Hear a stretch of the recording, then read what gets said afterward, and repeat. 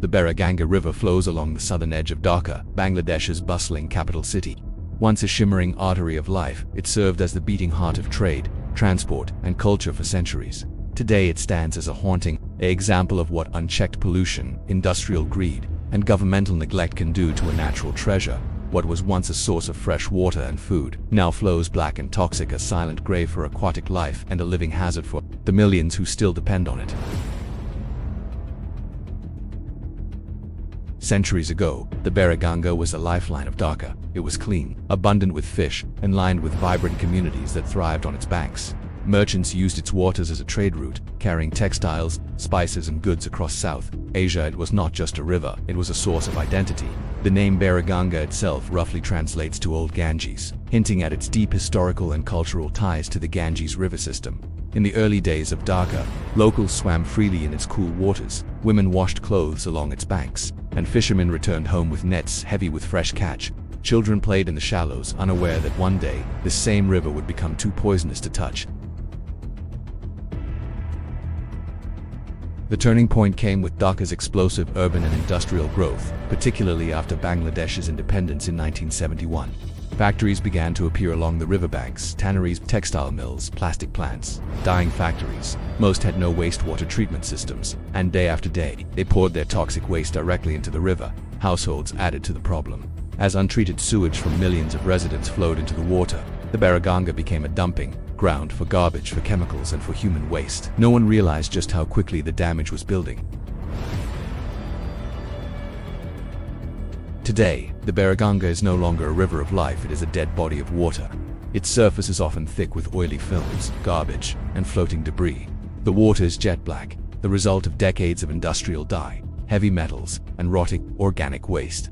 The stench can be overpowering, especially on hot days. Scientists have measured dangerously high levels of lead, mercury, arsenic, and chromium, toxic substances that can cause cancer, nerve damage, and organ failure.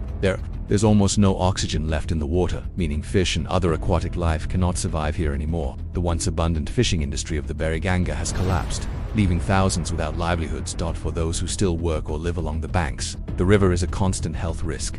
Skin diseases, respiratory problems, and waterborne illnesses are common among communities nearby. Despite its dangers, thousands of people still rely on the Buriganga every single day. Boats continue to ferry passengers across its poisoned waters. Poor families bathe in it, wash clothes in it, and sometimes even drink it, not because they want to, but because they have no choice. Rickshaw pullers, market vendors, and dock workers have grown used to the smell, but they know the health toll it takes. Some say, we don't have clean water, so we use what we have, even if it kills us slowly. The tragedy is not only environmental, but deeply social. It's a story of survival against the backdrop of an ecological collapse. Over the years, the Bangladeshi government has announced various plans to clean the Buriganga. There have been promises of relocating the highly polluting leather tanneries, installing sewage treatment plants, and cracking down on illegal dumping. Some factories were moved, but many continued operations with little oversight.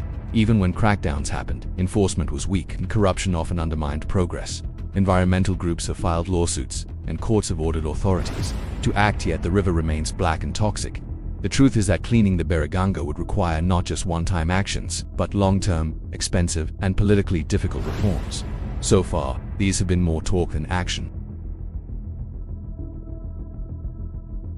The Buriganga is not just a local problem, it's a warning to the world.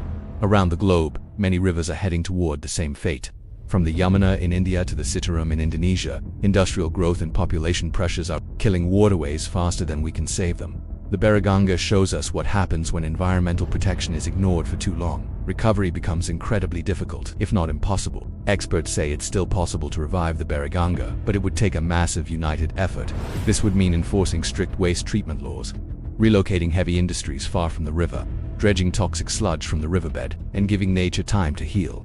Other countries have restored heavily polluted rivers, but it took decades, billions of dollars, and political will for Bangladesh. The question is not whether it's possible, it's whether there's enough urgency and commitment to make it happen. The Buriganga River's story is one of beauty lost, negligence endured, and hope fading. It stands as a mirror to our collective failure to protect the natural resources that sustain us. For Dhaka's millions, the river is both a necessity and a curse, and for the rest of the world, it is a reminder when we destroy our rivers, we destroy a part of ourselves. If the Buriganga is ever to return to life, it will require more than policies and promises. It will require action, real, it's sustained, and uncompromising.